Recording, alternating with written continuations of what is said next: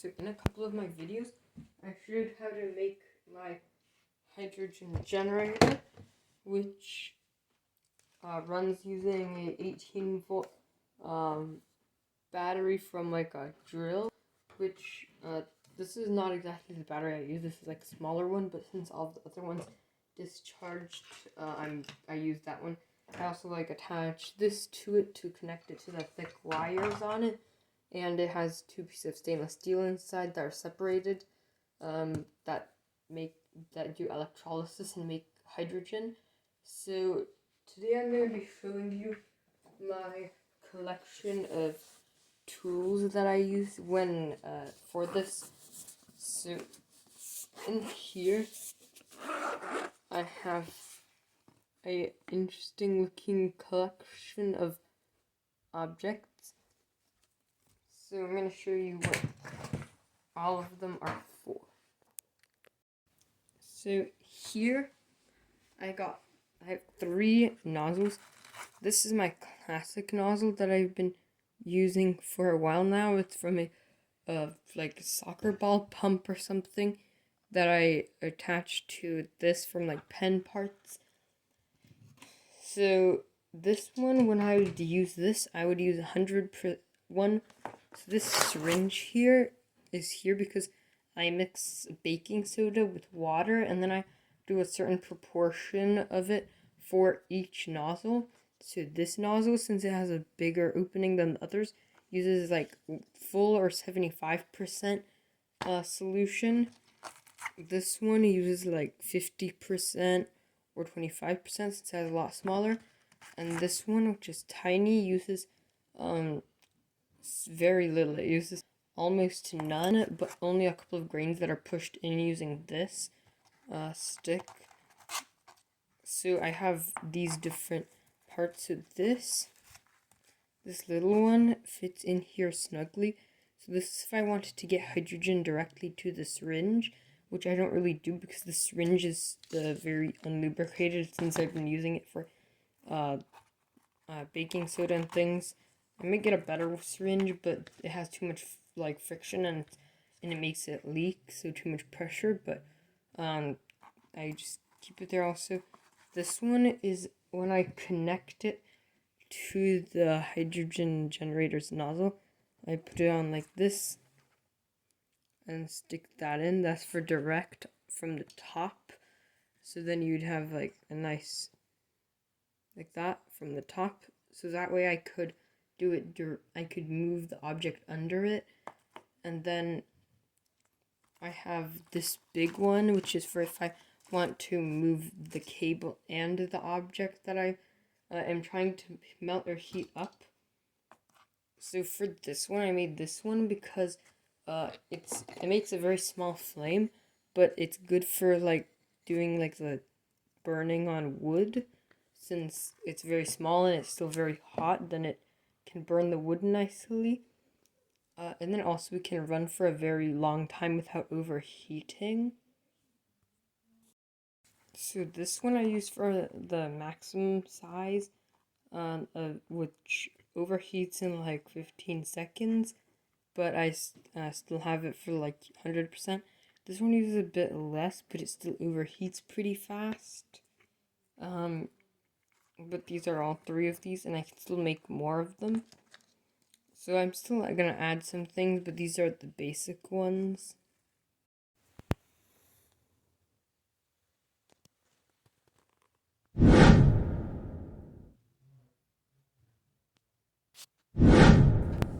So I've got them 3D printed out, and the top one is gonna go inside the bottom like this, and I'm gonna seal them to make sure they're watertight and attach the nozzles. I got the 2 nozzles. They're not really nozzles, but that's what I've been using them for. It's a bit too big for them, so I might 3 seal around it a little bit. So I've added those 2, and they've sealed the gaps.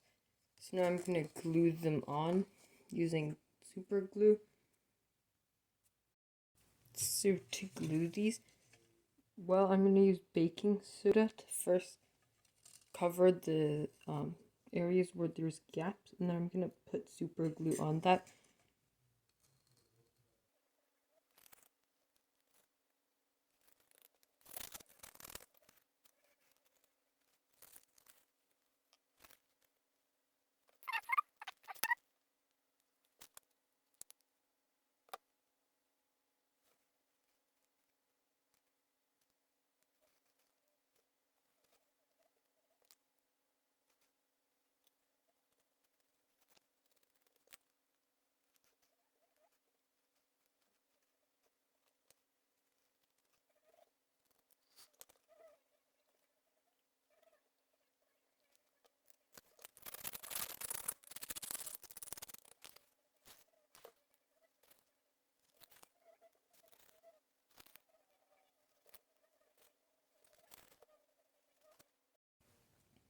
So I've washed away the excess, and now I'm going to attach this to here, which the end is plugged.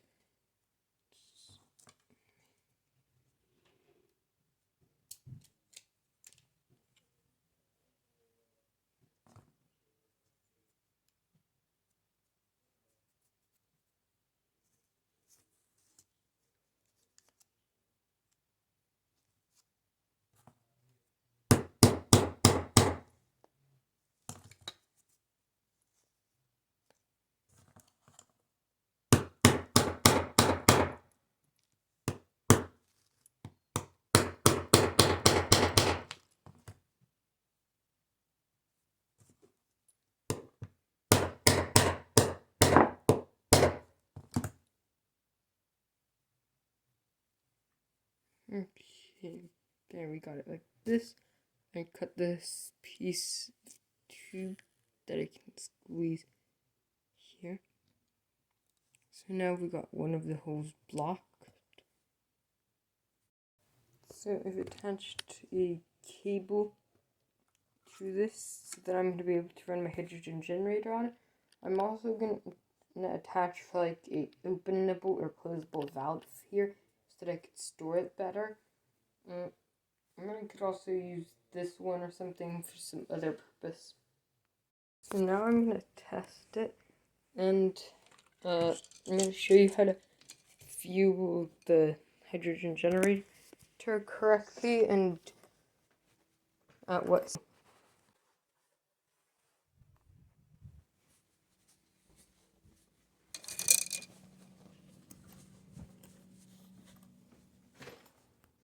Okay, so I have my kit of these. So with this, you would use, this is my baking soda water, and I use a different percentage of it for each one. I fill it up with this, and 100% for my main one, 50% for my newer main one, and then 0 to a tiny bit for my other one.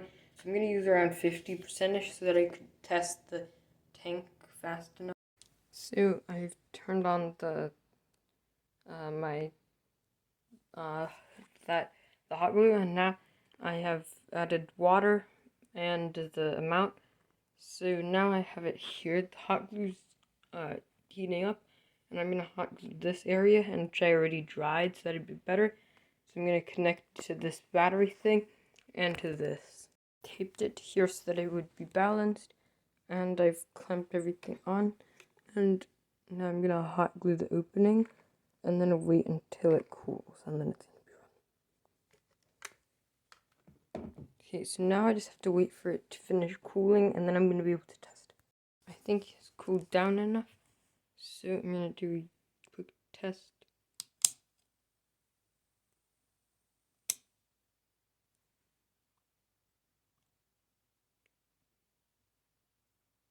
So it does seem to rise, I think.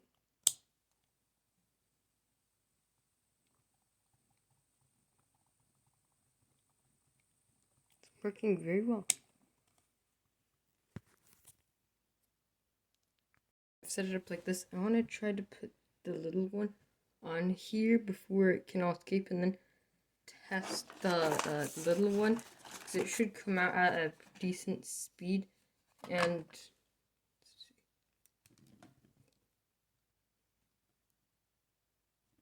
Yeah, I should use a valve, but it went down too quickly. But it still worked exceptionally well.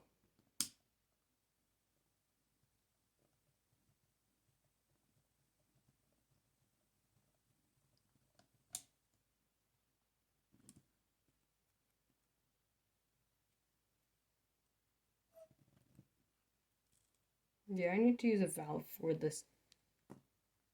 But in the meantime, this is pretty cool.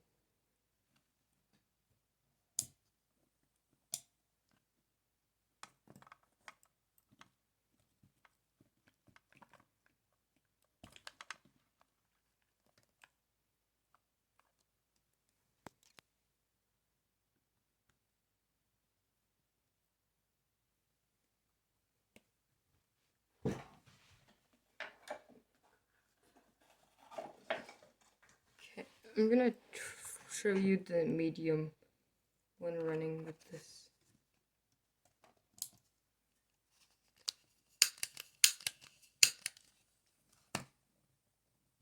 There you go.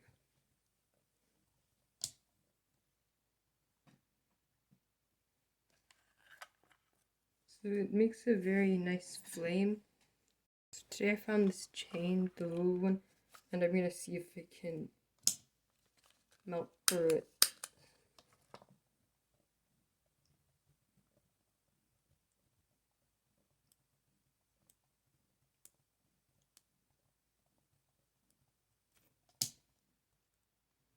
Okay, if you can, that was very interesting. That thing already heated up pretty nicely. Let me try to cut it a little bit more.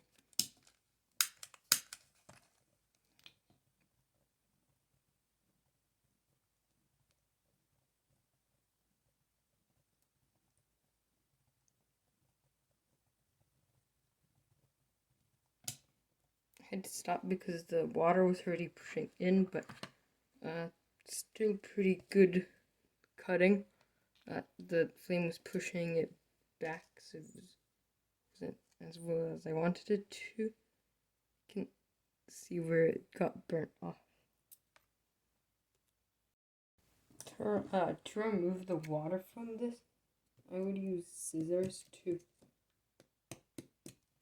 get the corner this, and then just rotate it out like that. And then you can just throw this plastic circle thing away. So after this, I got a whole bunch of new things outfitted with my case. I got the main cable for connecting the hydrogen generator to it. Then I have one biggish thing, and that's going to be to connect this new one so that it clogs one of the holes. And then we have, yeah, that's it. But also the thing about the gasometer, the reason why it has two holes is one is to infill it, and then the other one is so that you could like attach something to release the gas.